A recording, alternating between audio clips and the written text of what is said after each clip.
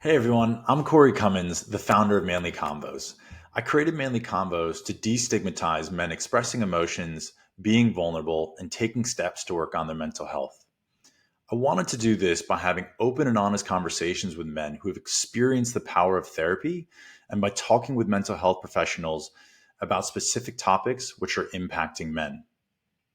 I hope that listening to our hour podcasts will help men take steps to improve their mental health. Um, as I said, I haven't really prepped for this at all because work has been absolutely crazy.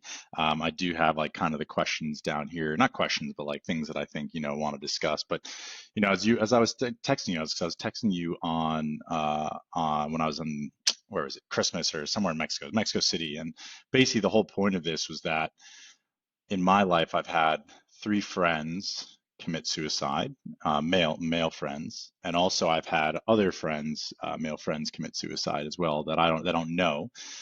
And as you know, for me, I've always been mental health has always been really important to me, and because I lost my mother when I was 25, and that really started my journey into therapy and kind of the whole process.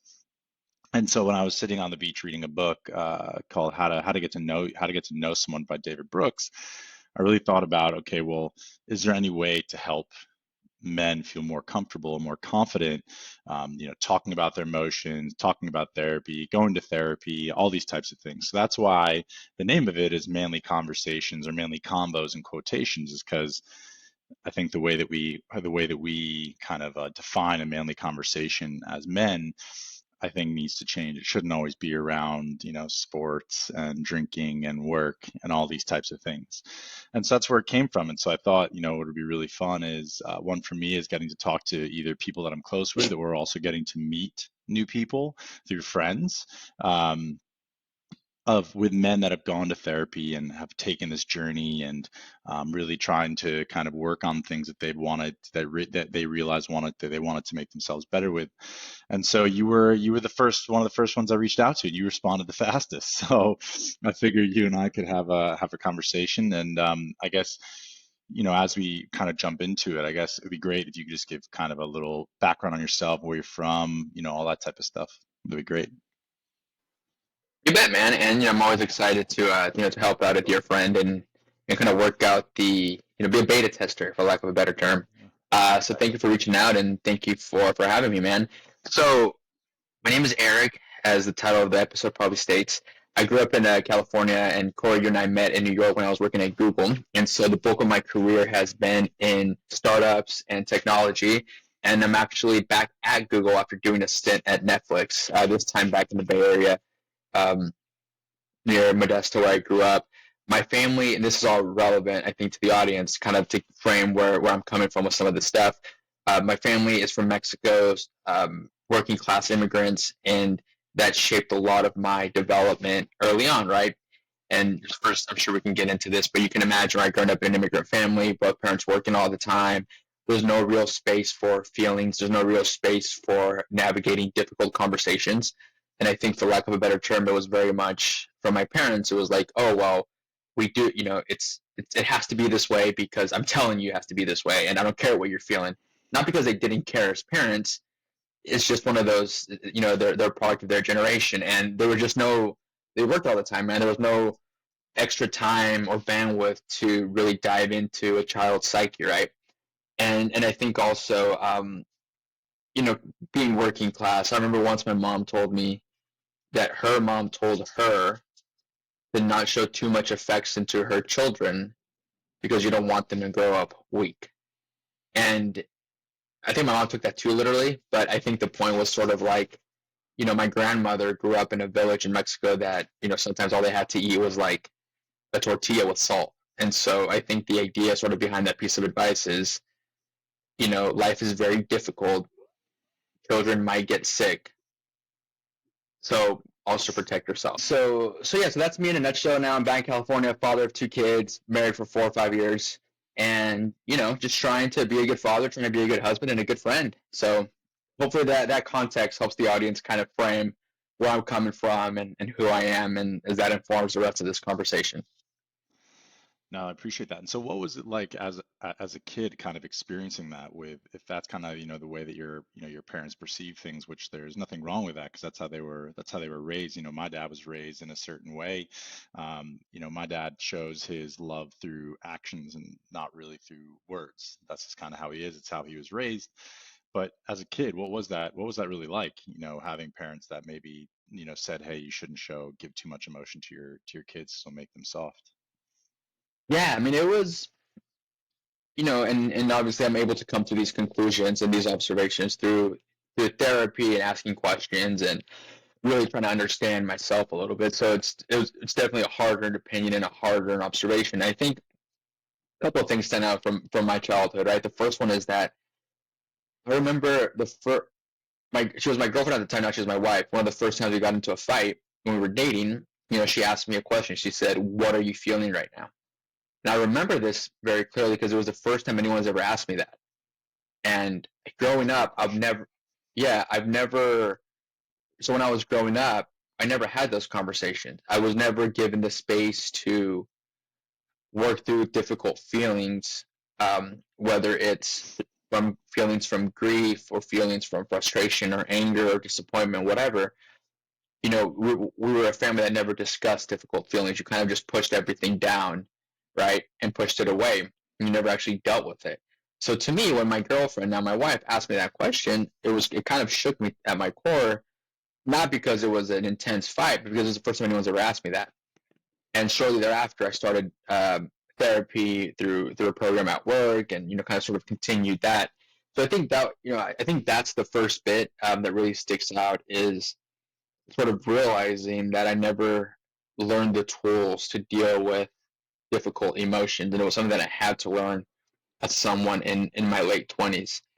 And also related, I know it's very cliche for Latin Americans to talk about their mothers or their fathers, right? But that's who we model, right? That's who we mimic. And I think early on, there was a lot of, my mom was a very difficult person growing up. She was, again, a wonderful mother in her own way, right? And I think what's worth noting here is that, I mean, you have to put yourself in her shoes. She moved to this country when she was 30 years old, when she got married, left her entire family behind, did not speak the language, didn't have a way to support herself outside of, my father working, right? So I've grown to appreciate sort of the difficult circumstances that she was in. And I say that because for a very long time I was very bitter and angry at my mother. And to be blunt, she was emotionally abusive. Would withhold affection to sort of win her way with the children, um, in a way that it took me a very long time to work through. Now I can talk about it because I made my peace. For lack of a better term, I've forgiven her.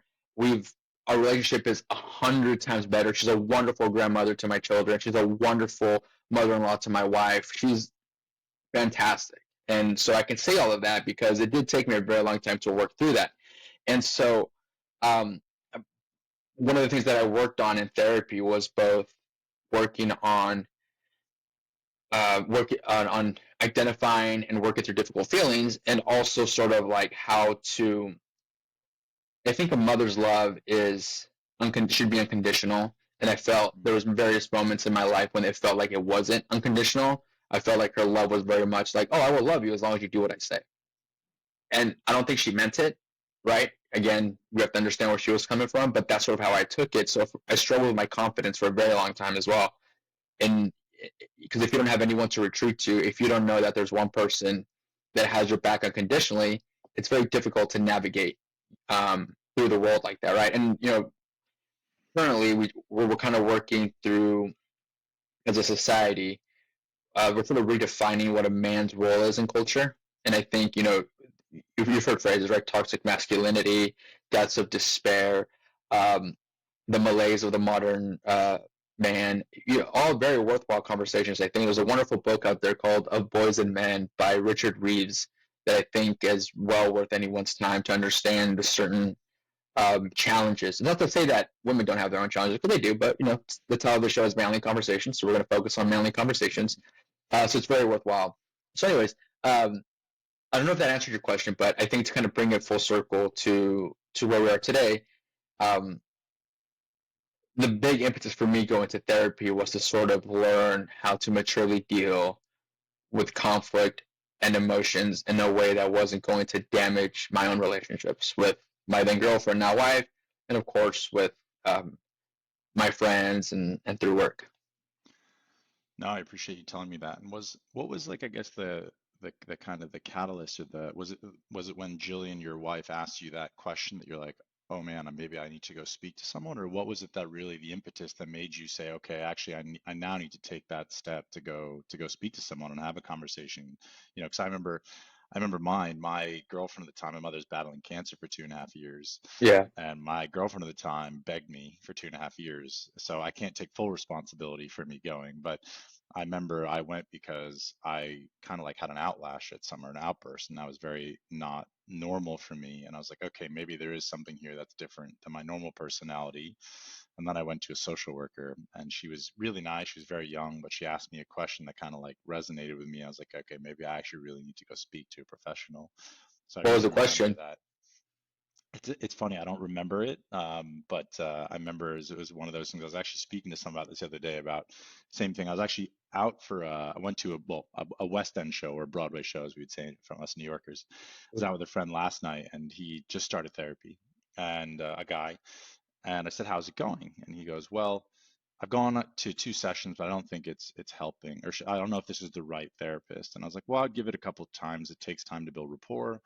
And I said to him, I was like, hey, I actually remember it was like the fourth or fifth time I walked out, and my therapist asked me a question about my mother. And I don't remember the exact phrasing that he said, but I remember walking outside of the therapist and just like sitting there being like, okay, maybe actually therapy can do something, because it really struck a chord with me. And I said to him, I was like, listen, this person might not be the right person, but I would give it a couple more tries and goes. He wasn't against continuing. He was just more like, I wasn't sure if there's the right one. But I guess going back to you, I guess, what was it that really kind of made you go, actually, maybe I need to take that step to go speak to someone?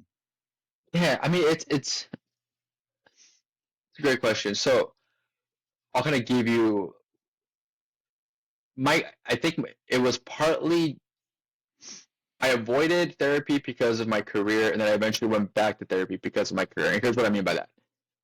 When I started working at Waze, this is 2012. Um, it's sort of things. I mean, you worked at startups before, right? Things took off really quickly, and I happened to be working at a startup that was experiencing a lot of success.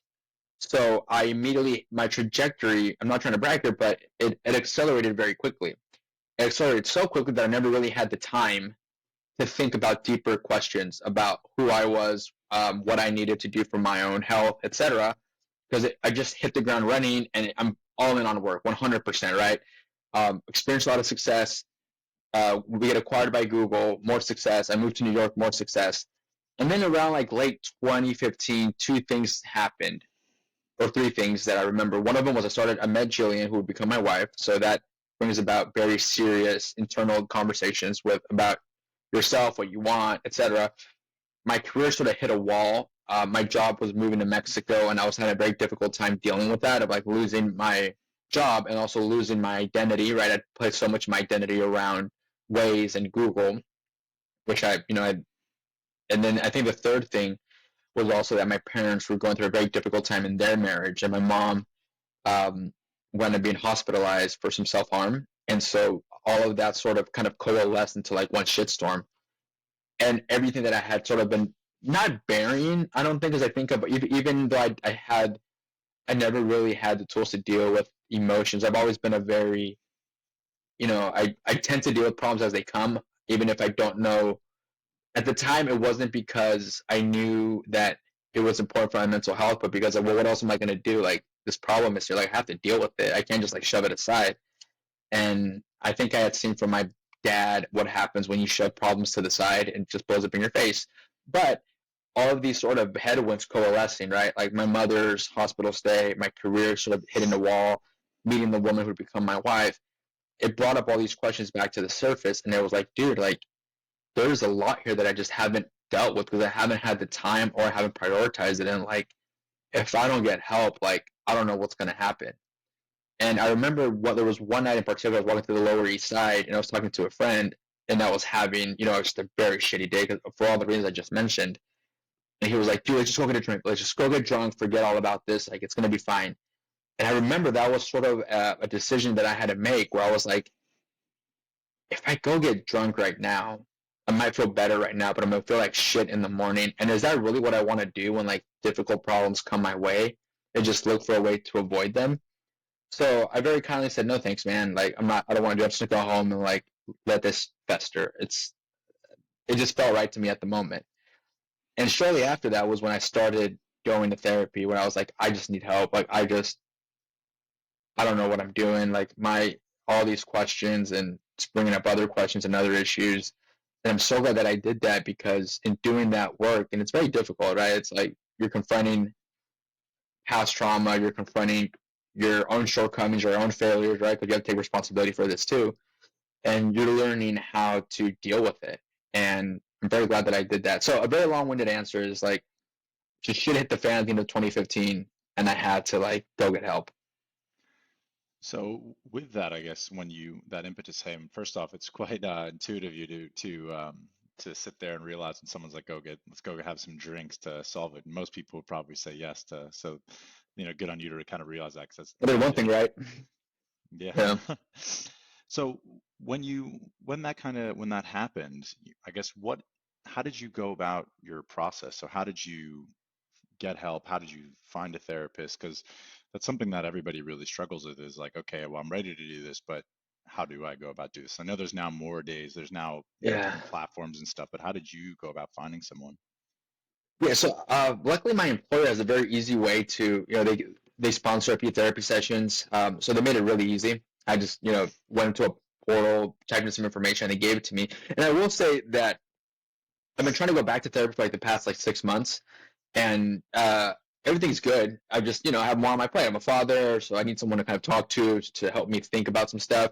And bro, I was blown away by how difficult it is. First of all, I live in a smaller town now, so therapists are a lot more difficult to find, right? Like in New York, you can throw a football and hit 17 therapists, and it's wonderful. Same thing with Los Angeles, right? But think about that for a second, right? If most of the country is in the interior of the country, and people in Appalachia or people in the South, if they want to find help, like that's already very difficult to do. And then number two, I was surprised by how many offices only cater to women. And I'm not saying that's a bad thing again, but like if most of the suicides and depression, and again to go back to Richard Ruiz's book, which is wonderful, it's like I think there's a big gap there, because I think the people that men need help just as much as women do, right? And so I was also really surprised by how many therapists were like, "Oh, I'm only taking female clients right now," and I'm just like, okay, I get it. You wouldn't do it over Zoom. You only want to do it in person. I only in maybe Zoom as a follow-up, but for I think proximity and just having the face-to-face to me is important. So yeah, anyways, the process initially, to go back to 2015, 2016, work made it very easy. Just went online, typed in a couple queries, and soon I had a therapist. And she was great. I did a couple, 10, 15 sessions with her, and then went off to work with someone else after that period ended, and it sort of helped me get on the right track. And what was that? How many sessions did you say you went to with your therapist? With the first one, I think I did somewhere between 10 and 15. I think I was seeing her like once every 2 or 3 weeks for like 6, 7 months. It helped a lot. And then you said you had another one after that as well? Yeah, and then I had another therapist that I saw for a little bit. She was fine too. She was good. And, then I think at that point, if my math is correct, by this time it's like the end of 2016. There's an election happening. I'm moving to Los Angeles. There's I was in a much better place mentally, and so I kind of kicked the can down. 2 therapists? Why didn't you just stick with one therapist? Is there a reason for that? I think that if I remember correctly, I think it was cost. Like work paid for like the initial sessions, so like this is dope. But like her going rate was like a lot higher than I kind of thought. I mean, I think if I had to go back and do it over again, I'd probably stuck with her, because it really, I had the disposable income, and it wasn't. I identified it as a priority for me, so why wouldn't I just continue with it? I think I was just trying to, save some money where I could. And now that I think about it, it's probably would have been money well spent anyway. So yeah, you live and you learn. True. And so what could you actually kind of talk through a little more around like what were those sessions like and what were kind of the impact and also what made you continue to go? Because like I think what where a lot of people struggle in the beginning, which is completely fair, is that you don't know what you're getting into. You also have a Yeah. preconceived notion around what therapy is. I remember before I went, I thought I was gonna be sitting on some chair laying down and it was gonna be really weird. And Was it and like that? no, it wasn't at all. And I loved my first therapist. She's an amazing man. And but what I guess yeah, what was your experience like? And I guess was there a thing where maybe the first couple sessions maybe it didn't hit the chord with you? Because I think what also I'd say to people is that going to a therapist is almost like having a friendship in a way. It's not like having a Yeah. friendship, but you need to have rapport with that person and feel comfortable. And you might not have that with a therapist. It's a great question, and so, I mean, you know me pretty well, so I'm a pretty open person. I'm a pretty affectionate and transparent person. I think, and something that I've kind of just dawned on me is that like with my first therapist, actually with both of them, I was very open from the get go. I think I was so starved for help or starved for a sympathetic ear that I just like it just outpoured just off the get go. Like I wasn't. My problem was always that I just didn't have the words to articulate a feeling, not that I didn't want to share it, if that makes Mm, sense. sure. Right? I have close friends that, you ask them like, hey, what's wrong? What's wrong? Nothing. I'm fine. I'm fine. I'm like, bro, like, no, like, what's going on? I never had that problem. I was always just like, I just don't have the vocabulary to tell you how I'm feeling. And so once I kind of worked through that initially with my therapist, the thing just kind of poured out. And um, the setting was very intimate. It was like, a couch. She sat across from me, coffee table in the middle, smelled nice, low lights. She was really easy to talk to. And, again, I think I was just so starved for a sympathetic ear that everything just like flew right out. Um, is that helpful? Yeah. I Yeah, don't it know. is. And with that, I guess what is there any, I guess, advice you'd give to someone about if they were, one looking for a therapist or, going into it, so they kind of get your thoughts and opinions on what to kind of expect going through it. Yeah, a close friend of mine has been debating going to therapy or not, and his main concern is he says, quote, I have too many demons. And Mm, I think a lot of us feel that I think we're afraid of what might come out, afraid of what we might realize about ourselves, which is a really scary thing, especially if you've never really done that work. And so I guess the best advice I have is like, dude, I guarantee you, no matter how crazy you think your shit is, therapists I've heard much more intense shit. So like, kind of like bring it down a notch. Like you're not you're not a serial killer here, you know? And so if I'm thinking about this, this one particular friend, it would be that. It's like, of course you have things you have to deal with. Of course you have quote unquote demons, but like don't be embarrassed, don't be scared. Therapists have heard way more intense shit, let me tell you. I think you might be a walk in the park. So maybe there's that piece of it, is like getting over, for lack of a better term, like your own ego of like, well, I mean, I don't know, like, you have all this crazy shit. And I was like, dude, have you seen Manhunter? There's like, come on, there's worse things mm, out there. So then that would be the first piece of advice. And the second one is like, let's go through the path of least resistance, find someone close to you, and just get started.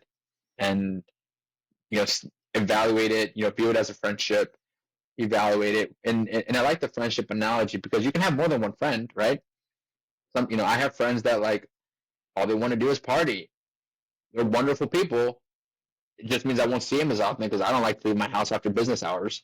so, so similarly, like you might go with a therapist and realize, he's great, just not great for me, or he's great, just not great for me, and then you just move on to someone else. I completely agree with that. And actually, it's interesting. I've heard that a couple times from some male friends that they don't want to go because they know there's a lot they need to confront and they're nervous. It says one of my friends said I don't want to open up the well of everything I need to work on. And I said to a friend of mine that was going to have kids that I was like, don't you want to work on this for your kids? Because usually your kids they basically, kids take everything from their parents, the good and the bad. And, these are things that you don't want to give to them. And also these are hopefully things that if you have the tools to work on, it has a huge impact. And for me, a lot of my friends have heard me say this. I always say, we go to the gym, we eat healthy, we do all these things, but actually when people say to me, well, why, Corey, why do you still go to therapy? And I don't go all the time. I go in like different blocks of my life. For me, I'm starting again now with a different therapist. I tried one, didn't work out, trying a new one, starts next Monday. I'm going because of certain career things and ego and stuff that I want to work on and some personal things in my life. And for me, I say to people, I was like, you go to the gym and you work out, well, your mental has way more impact on you than your physical. Obviously, this is not me saying that start eating fattening food and don't go to the gym, because it will have an impact. But if you don't, like, the thing is, having anxiety or whatever it is, just not being able to handle the things that life throws at you, has just as much of an impact as not going to the gym and not eating healthy and all these types of things. And so it's interesting how some people that resonates with some people and some people it doesn't. But it's something that I think we need to think about it that way. And so yeah. Yeah, and that got me thinking too. It's like, you ever met someone that's regretted going to therapy? Yeah, I mean, no one's. Yeah, I mean, all my friends are like, "Oh, I shouldn't have gone out drinking last night. That was a stupid mistake." No one's ever said that about therapy or the gym for that matter. Well, yeah, sometimes I wish I didn't go to the gym when I'm hungover, but but I do feel better afterwards. I feel awful in the moment. but but yeah, so were there any preconceived notions you had going into therapy or before therapy, that and then were then different of what you experienced? I think that's a really good question. I think for me, I had this idea in my head that like therapists are like manipulators. That they're gonna manipulate you to say something, but they're gonna like go like almost hypnotize you to like draw out your biggest secrets, fears, and concerns. But no, they're just great listeners, man. They just ask really good questions. They get you to think about things in a different perspective. They help you frame things to understand, um, you know, your own problem in a different way. And sometimes they even like call you out on your own bullshit in a way that's like respectful, where it's like, okay, well, have you thought about what part you had to play in this disagreement or in this fight? And it's like, well, shit, I guess, are they, and so for me, I think that was the biggest revelation. Was like, they're not there to manipulate. They're not there to like hypnotize you and, draw out your passwords. They're just there to listen, man. That's so true. I remember that's exactly what I thought. And the first Yeah. one or two sessions, we were just having a chat, and then he just asked a right question at the right time, and it just really resonated with me about my mother passing, and that's what made me decide to continue on my journey with it at the time. But like 25 years ago, I'm 30, well, almost 38 now, so 12 years Yeah, ago was, shit. yeah, I know, When's your birthday? In March again? March or February? February 27th. Yeah, that's what it was. Yeah, I can remember. Yeah, It it was. better be in your calendar because your birthday's in my calendar. That's in my calendar. That's in my calendar. I also remember because you're the only person I've ever met that had like three going away birthday parties combined into one, and I was like, it's a long ass week, Corey. Yeah, well, if my move to London kept getting moved, I was like, I thought I was gone, and they're like, you're not gone. I was like, okay, well, why not have another one? But Fair, but fair. yeah, and so with your therapy, I guess, what were the things, like what were some examples that like how you saw that it impact you in your day-to-day life? So like after you had it, because now it gave you, as you said, it gave you the vocabulary to talk about Hmm. your feelings, and Jillian asked you this really great question, which funny enough, most people don't really ask that question. Like, Or think about, how are yeah. you feeling? Yeah, why are you feeling this way? How are you feeling? All these types of things. So how did it really impact you in your day-to-day life? Like, can you give me some examples of really how it helped you? I think it made me feel lighter. I think it just helps you frame and contextualize your problems in a way that you don't have to think about them every day. You learn to let go of some things. I think for me, one example is that like I can't be a parent to my parents. I can only be a good son. And when the day of judgment comes, the only thing I will be judged on is like, was I a good son? Did I do the best to be a good son? And I think the answer right now is yes. And that's all I can worry about, right? And so it made things just a lot lighter. You still feel stress. I still felt stressed out about certain things, but you learn to give things the appropriate measure of attention. And that to me made my load a little bit easier, lighter. Not to mean that it took it away.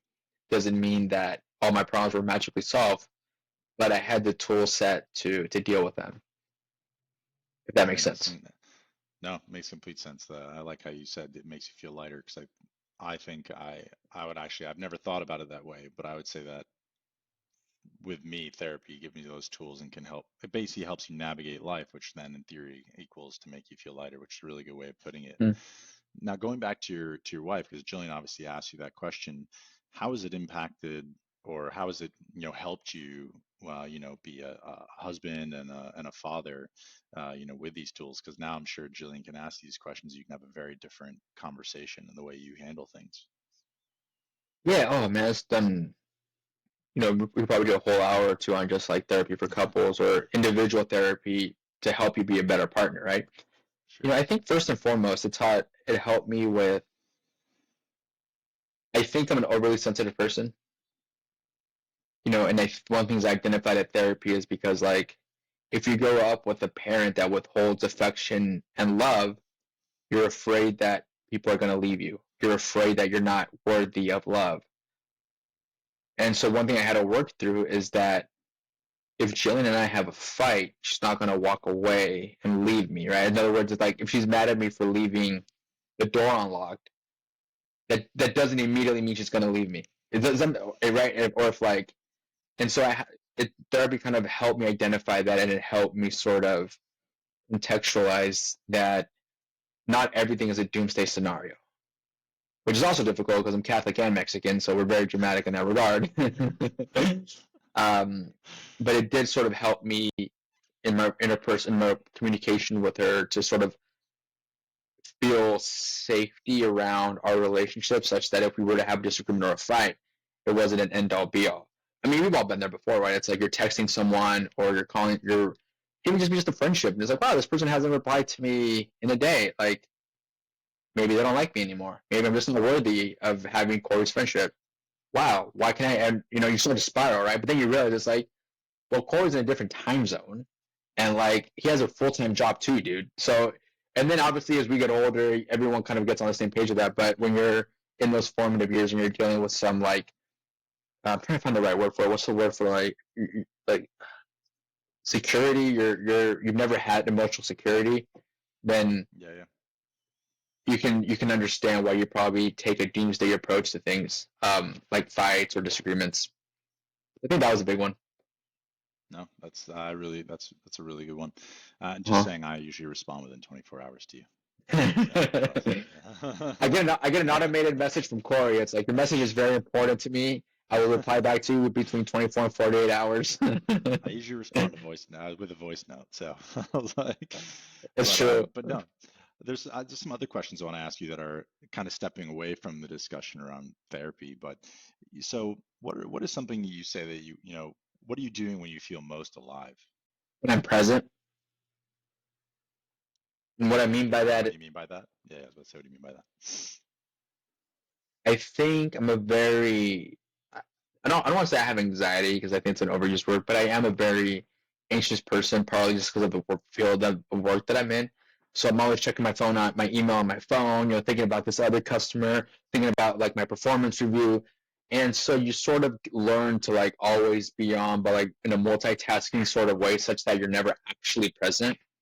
So I think when I feel most alive, it's when I can be completely engrossed in the moment, whether it's playing with my kids and not worrying about an email, or reading a book and not worried about, my anniversary dinner a month from now, or, you know, going to jujitsu and not thinking in the back of my head, oh shit, like did I pay the credit card bill on time? Shit, I forgot. Maybe I should just go look at my phone real quick. So I think that's when I feel the most alive, when I'm just lost in the moment and nothing else breaks that concentration. Like right now, like thinking about just our conversation, not worried about like this slide deck I have to put together later. Not to say that the slide deck isn't important, it's just not important right now. No, that really resonates. Part of the reason I'm going back to therapy is because I've seen that's what's happening with me. I'll be out and I'll be just thinking about work all the time, and I'm like, okay, Yeah, this isn't a healthy healthy. mindset to have. I go, okay, I'm like, and obviously work's important, it's what pay the bills, Hmm. but all these types of things. But it's definitely something I've realized that, like, last night I went to this play, and I'm sitting there watching, and some of the times I start thinking about work. I'm like, how am I not present in this moment when these amazing actors are singing and dancing, like, Yeah. which in theory should distract me. Um, so yeah, but one or two other questions. So if you died tonight, what would you regret not doing? Well, I know that I'm dying. It's like it's my last day on. But so it's not sudden, is what you're saying. Like it's No, gonna be a no. drawn If out you know, process. if you died tonight, what would you regret not doing? So it just happened. You didn't know it was gonna happen. So I think the immediate reaction that comes to my mind is like not eating the bread. And here's what I mean by that. Like sometimes we're so forward. It kind of goes back to being in the present. Sometimes we're so focused on the future that we forget to enjoy. Like the future never actually arrives because you always keep pushing it back, right? It's like, oh, when I lose 5 pounds, I can do X, or and so you just keep kicking the can of life down the road. And so I'll never forget, I was in Barcelona visiting some friends. This is 2014, 2013, 2015. So again, I'm in peak physical shape. I'm single in New York. I'm working at this Google job, and I'm at this dinner, and like they're passing around like wonderful food, bread, pasta, and like this is back when like everybody wanted to be paleo. So in my mind, I'm like, oh, I don't need bread. And it's like, oh my God, I'm so stupid, because it's like I'll never have that moment again, right? And so if I had to do it all over again, I would just be like, just eat the fucking bread, just fucking enjoy it. There is no guarantee that you will have this moment with these people ever again, right? And it's almost like giving the moment, the present, like its proper reverence, right? Because it may not actually have it again. And so, like in the back of my mind, for example, one of the reasons why I'm so engrossed in this conversation with you is not only because you're one of my closest friends, but it's like there is no guarantee that we will actually talk again, right? Like I know we want to meet up in June, and that is the plan, but like so many different things could happen between now and then that may actually not happen. And so I'm treating this moment with the reverence I think it deserves, because there is no guarantee that I will get it again. And I think in my past, like one of the things I've learned also through like my study of stoicism is like when you put your kid down to sleep at night, is like there's no guarantees when I wake up in the morning if you actually think about it. So like do right by him, do right by you, so that you never have to like regret that. And so I think I don't have, I guess the specific regret would be like not living in the moment when I had the opportunity, because you're just kicking the can down the road of like, oh, well, I can't eat this bread, or I can't have that dessert because I'm keto, I'm paleo. Stop labeling yourself. Maybe that's another regret too. It's like just do your best, enjoy it. You don't get a reward for dying with a six pack. You don't get a reward with dying with like a certain bank account number. So just do your best to be in the moment, man. That doesn't mean YOLO, by the way. That doesn't mean like I'm gonna go party and like do all these drugs. No, that doesn't. There's like a range here, right? You want to like not hurt your future self, but also like not. You don't want to hurt your future self, and you also don't want to hinder the enjoyment and development of your present self. There's a line No, somewhere in the middle. that was really well put. That's not what I was going to expect, but I really appreciate that.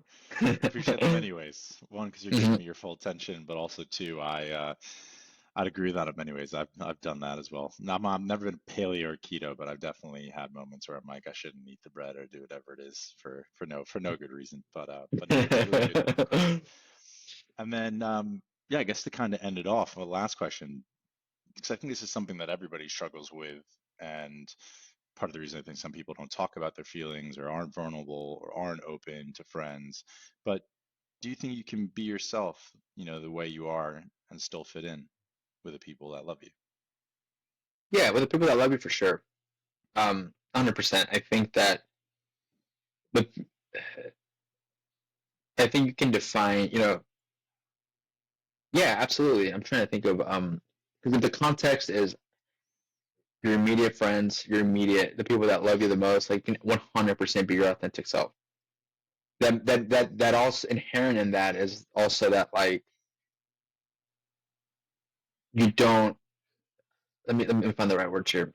The short answer is yes. The longer answer is under the understanding that you belonging to a group also does mean that you have to do that you have to make trade-offs to still be a part of that group, if that makes sense. So for example, um, when I'm hanging out with my family, I'm not going to be like cursing or forcing my dad. It's a very small example, but it's just to illustrate the point, right? Like I'm also not going to make my dad listen to rap music, even though I love rap music. He doesn't like it, so why would I try to detract from the moment by trying to force a difference of ours into the conversation, if that makes sense, right? So I think the understanding or something that we forget is that when you're a part of any group, whether it's a marriage, whether it's a your family, your group, or a group of friends, there's still always trade-off that you will have to make, or part of yourself that will have to like either die or fall to the background to make the whole complete. So as long as you understand it, you don't forget it. And what I mean by that is like there'll be times, right? And I'm sure you've gone through this too, where it's like I have friends that are like, oh, I don't talk to my parents because they're liberals. I'm just like, you guys have like 95% things in common. Like, why are you trying to be different on the one thing that like you guys don't agree on, right? So the short answer is yes. The long answer is just you can't be an asshole about it either.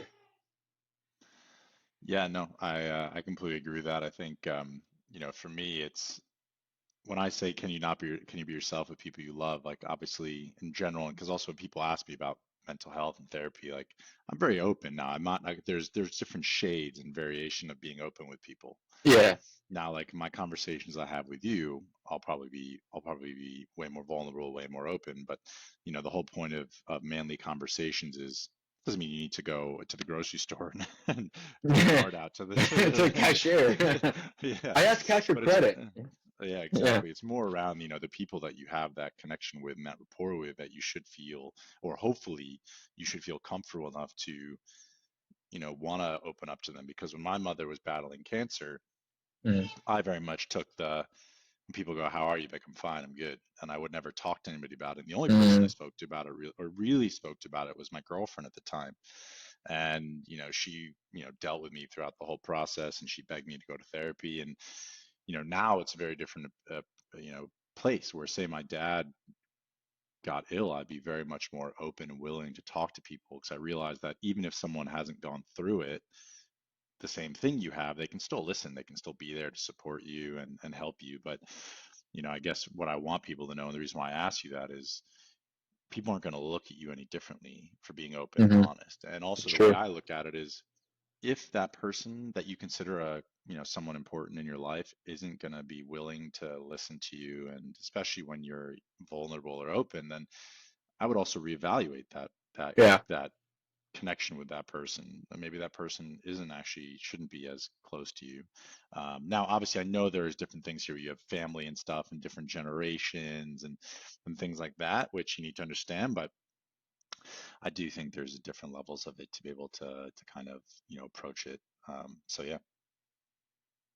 Well, I agree, man. That's very well said. Yeah. You should be able to that's what friendship is for, right? To help you carry the load so that you're not, carrying the cross.